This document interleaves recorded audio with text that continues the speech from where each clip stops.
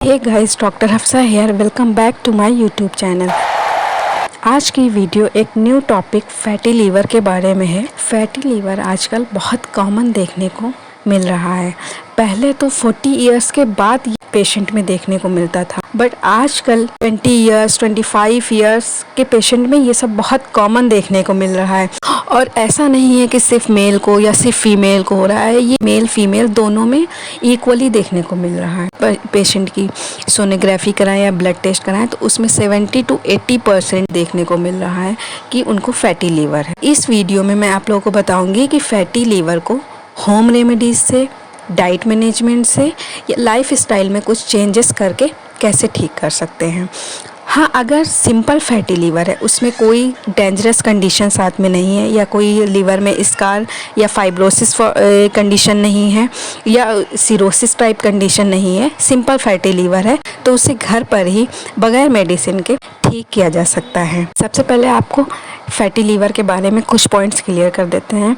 जब liver cells में fat जमा होने लगता है तो फैटी लीवर कंडीशन बन जाती है। एक पॉजिटिव साइड इसकी ये है कि फैटी लीवर एक रिवर्सिबल कंडीशन होती है, यानी कि एक ट्रीटेबल कंडीशन होती है। इसे ट्रीट किया जा सकता है, लेकिन सही वक्त पर अगर प्रॉपर इलाज मिल जाए सकता है। अदरवाइज अगर इसको सही वक्त पर इलाज नहीं लिया है, सही वक्त पर केयर नहीं की है, तो ये फैटी लीवर कंडीशन प्रोग्रेस होकर के डेंजरस कंडीशन बन जाती है, जैसे कि सिरोसिस कंडीशन हो जाएगी, तो उसे ट्रीट नहीं किया जा सकता, फिर आपको ट्रांसप्लांटेशन की तरफ ही जाना पड़ेगा। अब बात करते हैं इसके ट्रीटमेंट के बारे में। पहले इसमें कुछ पॉइंट से क्लियर कर देते हैं। अगर आप अल्कोहलिक हैं तो उसे 100% बंद करना है। दूसरी चीज़, अगर आप ब्लड शुगर पेशेंट हैं तो आपको अपनी शुगर कंट्रोल करनी है। अगर आपको ब्लड प्रेशर रहता है तो आपको उसे कंट्रोल रखना है। अगर आपको कोलेस्ट्रॉल है तो उसे कंट्रोल रखना है। ये कुछ पॉइंट्स हैं जो क्लियर हो गए। अब आते हैं इसके ट्रीटमेंट की तरफ। फर्स्ट है डाइट, सेकंड है होम रेमेडीज, थर्ड है वेट मैनेजमेंट, फोर्थ है एक्सरसाइज। तो पहले हम वेट मैनेजमेंट की बात कर लेते हैं। वेट मैनेजमेंट क्या है? अगर आपकी बॉडी ओबेसिटी की तरफ है या आपका बॉडी वेट ज़्यादा है, एटलीस्ट अपनी बॉडी वेट का 10% आपको लूज़ करना है।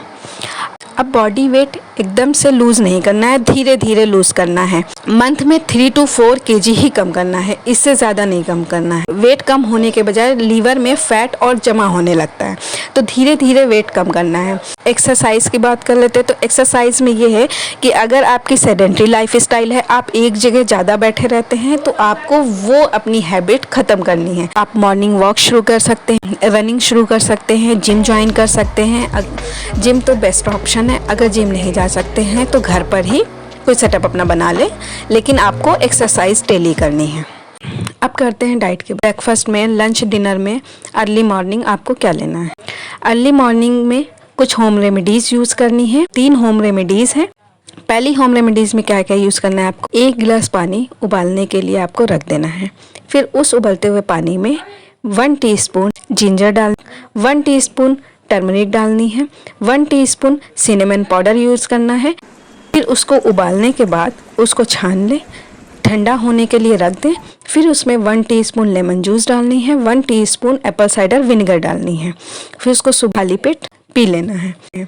और जितने भी इंग्रेडिएंट्स यूज़ किए गए हैं सब फैट डिज़ोल्व करने वाले हैं और कुछ एंटी इन्फ्लामेटरी के तौर पे यूज़ किए गए हैं, जैसे कि टर्मरिक है हमारा एंटी इन्फ्लामेटरी। अब बात करते हैं सेकंड होम रेमेडी के बारे में कि 1 टीस्पून मेथी दाना आपको लेना है, उसको रात को भिगो देना है, सुबह उसका पानी पी लेना है और साथ में 1 गिलास गर्म पानी पी लेना है। अब तीसरी रेमेडी की बात करें तो बहुत सिंपल है। इसमें क्या करना है? लहसुन की कलियाँ लेनी है और उसको खाली पेट खा लेना है और साथ में 1 गिलास गर्म पानी पी लेना है। अर्ली मॉर्निंग में ये होम रेमेडीज़ यूज़ करनी है। उसके बाद आपको कॉफ़ी पीना है। कुछ स्टडीज़ में कहा गया है कि कॉफ़ी फैटी लीवर को रिवर्स करता है, उसे ठीक करता है। सबसे पहले ये बात कर ले कि क्या चीज़ें हमें डाइट में बंद करनी है जो पहले से हम ले रहे होते हैं। सबसे पहली चीज़ है रिफाइंड शुगर।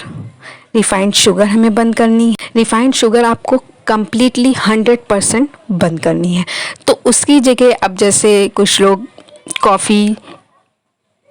कॉफ़ी चाय वगैरह पीते हैं तो उसमें क्या यूज़ करें? तो रिफाइंड शुगर की जगह आप स्टीविया यूज़ कर सकते हैं, जो बहुत बेहतर ऑप्शन है। जंक फूड बंद करने हैं, ऑयली फूड बंद करने हैं, फ्राइड आइटम्स बंद करने हैं, कम्प्लीटली बंद करने हैं।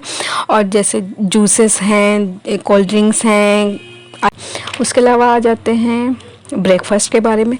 ब्रेकफास्ट में आप दलिया या ओट्स ले सकते हैं, साथ में एक फ्रूट ले सकते हैं। फ्रूट में हमारा है कीवी है, पपाया है, एवोकाडो है, एप्पल है, बनाना है।